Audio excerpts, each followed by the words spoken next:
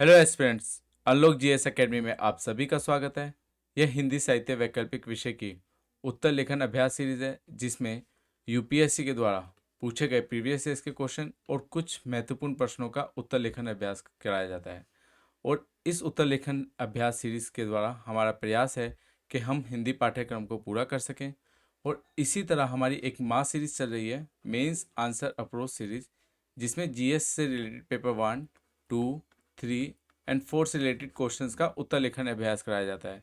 आप इसे भी फॉलो कर सकते हैं। तो चलिए प्रारंभ करते हैं। आज का ये 14वां सत्र है और सत्र प्रारंभ करने से पहले हम देखेंगे कि हमने हिंदी पाठ्यक्रम में से उपन्यास खंड को उठाया है, जिसमें प्रश्न पत्र 1 से उपन्यास और यथार्थवाद, हिंदी उपन्यासों का उद्भव और विकास, प्रमुख उपन्यासकार प्रेमचंद, जयेंद्र, यशपाल, रेणु और भीष्म सानी, और प्रश्न पत्र 2 से प्रेमचंद की गोदान, यशपाल की दिव्या, रेणु की मैला आंचल एवं मनु भंडारी की महाभोज से हम क्वेश्चंस को देखेंगे। तो आज का ये 61वां प्रश्न है और इससे पहले 1 से लेकर 60 तक के प्रश्न हम पहले वाले वीडियोस में कर चुके हैं। यदि आप चैनल पर फर्स्ट टाइम है तो आप पहले ये वीडियोस जाकर देख सकते हैं। तो प्रारंभ करते हैं। प्रेमचंद ने हिंदी में पहली बार गांव और कृषक जीवन को अपने उपन्यास लेखन का केंद्रीय विषय बनाया। गोदान के माध्यम से प्रेमचंद की उक्त औपन्यासिक दृष्टि की सांस्कृतिक समीक्षा प्रस्तुत कीजिए। ये यूपीएससी के द्वारा 2016 में पूछा गया प्रश्न है।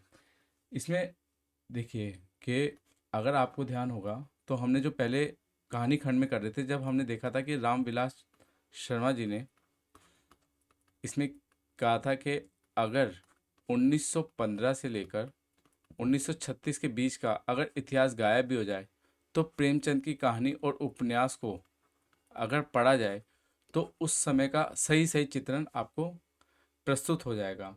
और प्रेमचंद की उपन्यास और कहानियों को उस समय का एल्बम कहा जाता है, समाज की एल्बम, कि भाई वो एकदम वैसा ही चित्रण प्रस्तुत करते थे।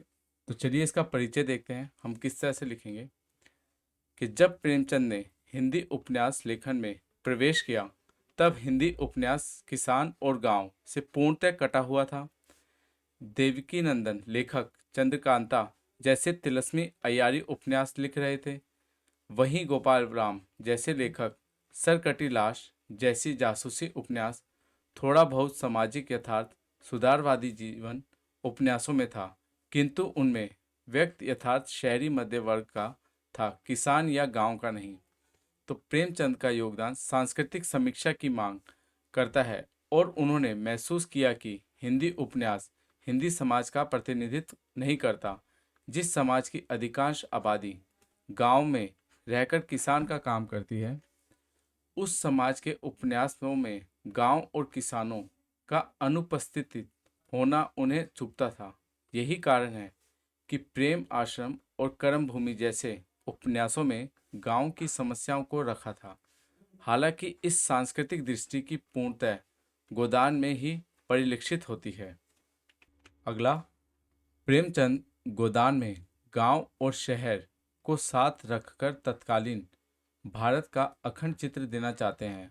गांव सामंतीय व्यवस्था का अवशेष है और शहर पूंजीवादी व्यवस्था का प्रतीक। टूटते हुए गांव और उभरते हुए शहर का जिक्र कर प्रेमचंद उस संक्रमण काल को अभिव्यक्त करना चाहते हैं जिसमें प्राचीन मूल्य टूटकर खंड खंड हो रहे थे और नई पूंजीवादी व्यवस्था के मूल्य बनने शुरू हो गए थे। अगला, गांव के महाजन किसानों के लिए जोंक बने हुए हैं और शहर के महाजन जमींदारों के लिए। प्रेमचंद गांव के परिदृश्य में शहर को रखकर बताना चाहते हैं कि शहर का अस्तित्व गांव के शोषण पर ही टिका है। गांव की श्रम शक्ति एवं उत्पादन का दोहन करते हुए ही शहर समृद्ध हुआ है। अगला, उन्होंने समकालीन विमर्शों को भी उठाया, जैसे स्लीपा की कथा के द्वारा दलित समस्या को उठाया गया है, तो झुनिया की कथा के माध्यम से विधवा की समस्या को, मालती मेहता की कथा के माध्यम से मध्यम वर्ग के सार्थकता, विचार एवं कार्यों का वर्णन किया गया है। यह कहना गलत नहीं होगा, इसका हम निष्कर्ष लिखेंगे कि यह कहना गलत नहीं होगा कि प्रेमचंद ने हिंदी उपन्यास की सांस्कृतिक को ही बदल दिया। परंपरागत धीरोदात्त नायक को हटाकर होरी को उस बिंदु पर खड़ा कर देना यह सांस्कृतिक दृष्टि है जो लोकतंत्र का निर्माण करती है और संविधान के नीति निर्देशक तत्वों में दिखती है। इसी दृष्टि का परिणाम है कि बहुत से लेखक गांव की ओर उन्मुख हुए। शिव पूजन सहाय का देहाती दुनिया या रेणुका का मैला आंचल, ये सभी महान कृतियां उसी सांस्कृतिक दृष्टि का विस्तार है जिसे प्रेमचंद ने योगदान में प्रस्तुत किया है। प्रेमचंद ने अपने योगदान द्वारा प्रस्तुत किया है। तो ये आज का, अगले प्रश्न पे चलते हैं। आज का ये 62वां प्रश्न है। गोदान की बुनावट का विवेचन कीजिए। ये यूपीएससी के द्वारा 2009 में पूछा गया प्रश्न है। अगर हम देखें तो बुनावट के अंदर, भाई बुनावट क्या है? भाई जो सांस्कृतिक बदलाव हो रहा है, किस तरह से कथा को बांधा गया है, बुना गया है। तो इसमें हम मेनली कथानक और शिल्प में भी मुख्य भाषा किस तरह का प्रयोग की गई है, और कथानक मतलब 70% ये होगा हमारा और 30% इसमें हम इसके ऊपर लिखेंगे। तो देखते हैं, इसका परिचय हम इस तरह से प्रारंभ करेंगे कि बुनावट का अर्थ है कि लेखक ने अपने प्रतिपाद को चरित्रों और घटनाओं के माध्यम से कितनी सफाई से बुना है कि उसने अपनी रचना में विभिन्न चरित्रों, प्रसंगों, स्थितियों और भाषाई तत्वों को क्या इस प्रकार इस्तेमाल किया है कि ये सभी परस्पर एक साथ बुने हुए लेखक के प्रतिपाद्य को मूर्त कर पाए। गोदान प्रेमचंद का अंतिम पूर्ण उपन्यास है और हिंदी उपन्यास परंपरा की सबसे महान कृति। इसलिए स्वाभाविक ही है कि यह जितना विख्यात अपनी संवेदना को लेकर है, उतना ही बुनावट को लेकर भी है। इसकी संरचना में देखेंगे कि बुनावट का मूल संबंध कथानक योजना से है, क्योंकि उसी में विभिन्न प्रसंगों, घटनाओं और चरित्रों को आपस में बुनना होता है। जहाँ तक गोदान के कथानक की बात है, तो उसमें घटनाओं के बीच कार्य कारण संबंध बनाना हुआ है। गति और विराम की समुचित व्यवस्था है। इसमें अनावश्यक प्रसंग भी ना के बराबर हैं। अगर इसके हम अन्य पॉइंट्स देखें तो संबंध निर्वाह बेहतर है यदि गांव और शहर की कथा को छोड़ दे तो घटनाओं के बीच गहरा संबंध निर्वाह है। जैसे शुरू में बच्चों की मृत्यु डॉक्टर के अभाव में हुई, अंतिम छोर पर भी होरी की मृत्यु डॉक्टर के अभाव में होती है। आरंभ में जिक्र है कि गाय की लालसा मन में है और होरी की अंतिम समय में भी गाय की लालसा मन में ही रह गई है। अगला, आरंभ में होरी कहता है कि 60 तक पहुंचने की नौबत नहीं आएगी धनिया, और अंतिम शीर्ष पर यही होता है। कार्य कारण संबंध प्राय सुरक्षित हैं क्योंकि यथार्थवादी तेवर के कारण लेखक अपने विचार नहीं थोप रहा है। जब तक लेखक का भाषा पर अधिकार ना हो तो उसकी बुनावट अधूरी ही रहती है। इसलिए प्रेमचंद ने भाषा का ना तो संस्कृतिकरण किया है और ना ही फारसीकरण, और तब भी दिखा दिया कि इन विवादों में उलझे बिना कैसे एक सशक्त व सजीव गद्य शैली विकसित हो सकती है। उनकी भाषा आम हिंदुस्तानी है और इससे जो बुनावट हुई है, इसी कारण वह पूरे राष्ट्र में प्रसारित हो गया है। अगला, गोदान की बुनावट के कथानक में जो कमियां दिखती हैं वह है कुछ अनावश्यक प्रसंगों के कारण कहीं कहीं कथानक में विराम उपस्थित हो गए हैं, एवं कुछ ने तो तनाव को शिथिल किया है और गांव और शहर की कथाएं आपस में जुड़ नहीं सकी हैं, जबकि प्रेम आश्रम कर्म भूमि और रंग भूमि में बेहतर तरीके से जुड़ी हुई थी।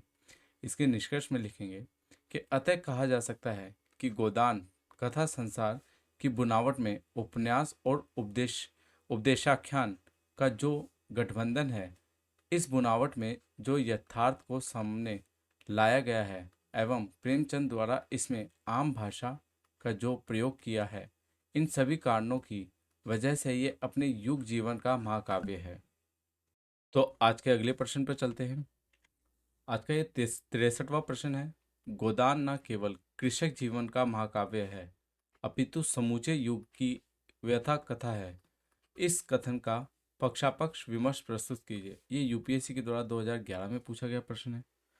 तो इसमें हम देखेंगे कि इसमें केवल कृषक जीवन के बारे में नहीं, कि ग्रामीण क्षेत्र के बारे में ही बात नहीं की गई है गोदान में। इसमें शहरी क्षेत्र के बारे में भी बात की गई है कि भाई बताया गया है कि किस तरह से ग्रामीण क्षेत्र टूट रहा है और शहर आबाद हो रहा है। ग्रामीण क्षेत्र में जो पात्र हैं, होरी, धनिया, गोबर, और शहरी क्षेत्र में आप देखेंगे कि जो पात्र हैं वो हैं कि ओमकार नाथ जो हैं, ओमकार नाथ वो पत्रकार हैं। और आप देखेंगे कि जो झिंगुरी है वो यहाँ पर बड़ा ज़मींदार है शहर के अंदर, ठीक है। मिस्टर खन्ना, आप देखेंगे मिस्टर खन्ना जो पूंजीपति हैं। और ऐसे ही ग्रामीण क्षेत्र में आप देखेंगे कि राय साहब जो ज़मींदार हैं, राय साहब हैं वो ज़मींदार हैं। तो ऐसा नहीं है कि केवल कृषक जीवन के ही बारे में गोदान के अंदर के बात की गई है, शहरी क्षेत्र के बारे में बात की गई है। तो देखते हैं इसका परिचय हम, कि प्रेमचंद द्वारा लिखित गोदान नामक उपन्यास 1936 में लिखा गया है।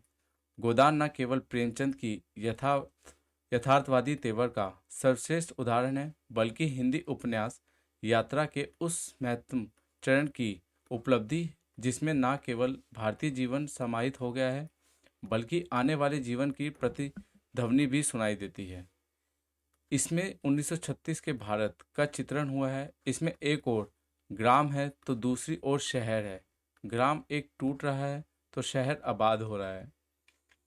शहरों में बढ़ते पूंजीवादी प्रभाव ने एक ओर ग्रामीण अभिजात वर्ग पर प्रभाव डाला है, तो दूसरी ओर ग्रामीण क्षेत्र में कृषक एवं मजदूरों के लिए भी शोषण के नए नए उपकरण लेकर पैदा हुआ है।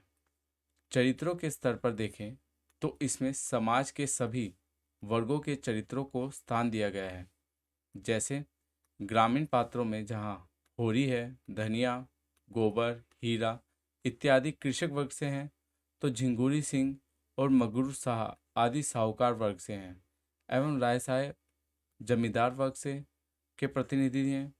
इसी प्रकार शहरी कथा में देखें तो मिस्टर खन्ना पूंजीपति वर्ग, तो तेखा दलाल वर्ग से है, एवं ओमकार नाथ पत्रकार वर्ग, एवं मेहता बुद्धिजीवी वर्ग का प्रतिनिधि चरित्र करते हैं।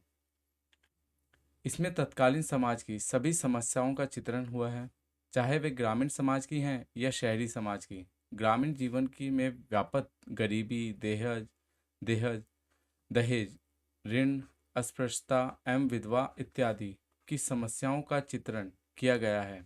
तो शहरी कथा के माध्यम से महाजनी प्रभाव, पूंजीपति वर्ग का शोषण एवं मजदूरों द्वारा हड़ताल की समस्या, पत्रकारिता की समस्या इत्यादि का चित्रण किया गया है। अगला आधिकारिक कथा के साथ साथ अनेक उपकथाओं का भी वर्णन है कि जिससे समाज को वर्णित किया जा सके। जैसे शिल्पा की कथा के द्वारा दलित समस्या को उठाया गया है, तो झुनिया की कथा के माध्यम से विधवा की समस्या को, मालती मेहता की कथा के माध्यम से मध्य वर्ग की सार्थकता, विचार एवं कार्यों का वर्णन किया गया है।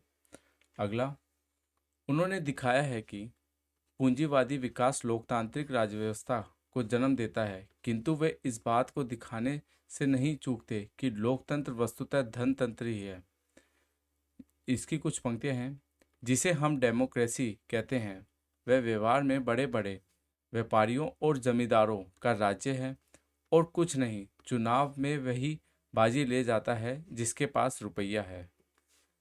अगला, प्रेमचंद की भाषा आम हिंदुस्तानी है, इसलिए स्वाभाविक तौर पर इसमें देशज व तद्भव शब्दावली का अनुपात कुछ ज़्यादा है, एवं गोदान में भाषा चरित्रों के अनुसार परिवर्तनशील है। किसी पात्र की भाषा शैली उसकी सामाजिक आर्थिक स्थितियों से निर्धारित होती है। इसके निष्कर्ष में लिखेंगे हम कि अतः कुल मिलाकर यह कहा जा सकता है कि गोदान ना केवल कृषि एवं ग्राम्य जीवन का महाकाव्य है, बल्कि अपने युग जीवन का महाकाव्य है। तो अगले प्रश्न पे चलते हैं।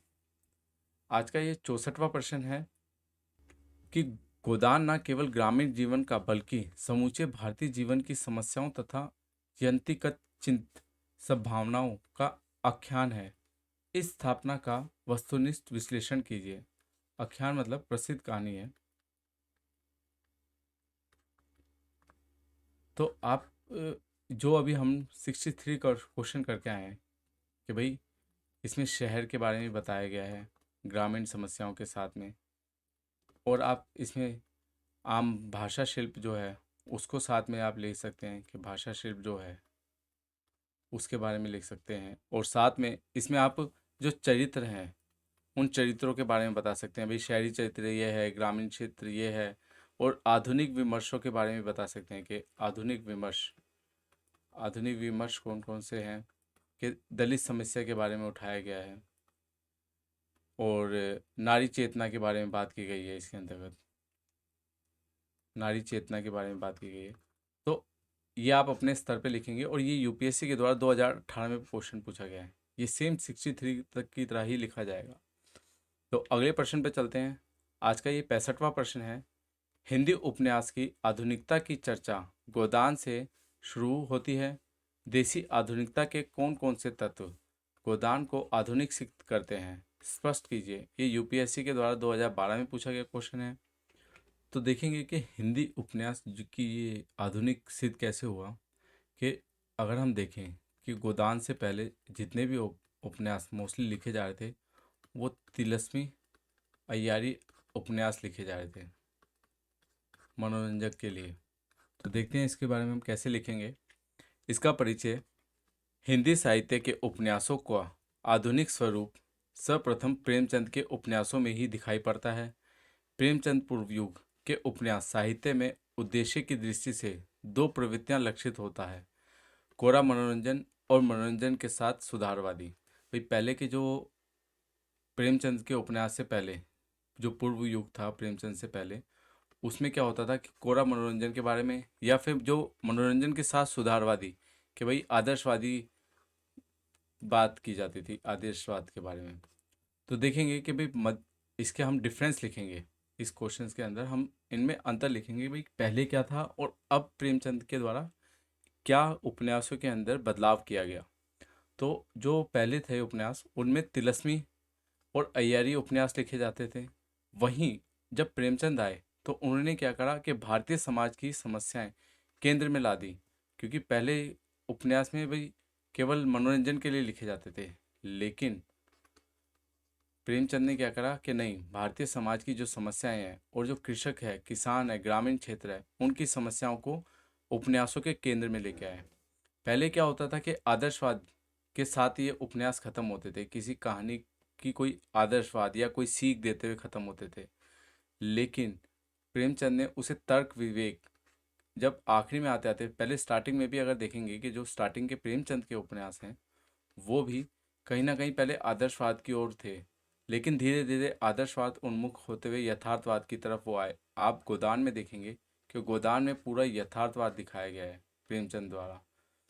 ऐसे ही धर्म, पहले धर्म के ऊपर, धर्म के बारे में बातें की जाती थी, लेकिन प्रेमचंद द्वारा धर्मनिरपेक्ष की बात की गई है।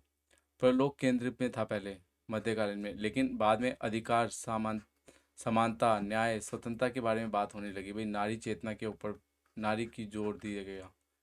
जैसे जो झुरिया है उसके माध्यम से नारी की स्थिति के बारे में बात की गई है।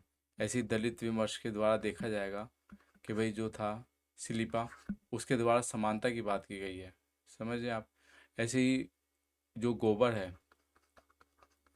है वो धार्मिक कर्म कांडों के पाखंड पे उस पर चोट करता है, उनके तर्क देता है उस पे जोर पे। तो आप इसमें अंतर लिखेंगे। और इसका अगला कि भाई प्रेमचंद भारतीय समाज की जिस महत्वपूर्ण इकाई परिवार को अपनी रचनाओं का आधार बनाते हैं, उस परिवार को यथार्थ हमें गोदान में दिखाई देता है। संयुक्त परिवार टूट चुके हैं, नई पीढ़ी भटकने के कगार पर है, रोजगार की समस्या उत्पन्न हो गई है। भाई अब ये इसका निष्कर्ष है, और निष्कर्ष में हम लिखेंगे कि इस प्रकार प्रेमचंद ने गोदान में अपने समय के यथार्थ को उसकी पूरी संश्लिष्टता में पहचाना है, चित्रित किया है। उन्होंने इस उपन्यास में यथार्थ के दोनों आयामों सामाजिक और व्यक्तिगत को उभारा और उत्कर्ष दिया है। इस प्रकार गोदान आधुनिक उपन्यासों की श्रेणी में रखा जाता है। तो आप इसके अंदर जो पिछले पेज पे हमने ये देखा, ये डिफरेंस, इसे आप अपने स्तर पर लिखेंगे। ये मैंने आपको समझाने के लिए, भैया आप किस तरह से लिखेंगे, तो आप इसे इस तरह से इसके अंदर पॉइंट बनाते हुए कि भाई पहले क्या था, तिलस्मी थे, अब इस तरह से प्रेमचंद ने भारतीय समाज की समस्या केंद्र में लिया है। पहले आदर्शवाद था, लेकिन प्रेमचंद के भी पहले देखा जाए तो वो उनके उपन्यासों में भी आदर्शवाद दिखता है, लेकिन गोदान के आते आते आते वे पूरे यथार्थवाद की तरफ हो गए। तो ये सब पॉइंट्स आपको लिखने हैं। आज का ये हमारा आखिरी प्रश्न था। और चैनल को सब्सक्राइब करें and press the bell icon for new notification. आप टेलीग्राम चैनल ज्वाइन कर सकते हैं, इंस्टाग्राम पेज लाइक कर सकते हैं, फेसबुक पेज लाइक कर सकते हैं।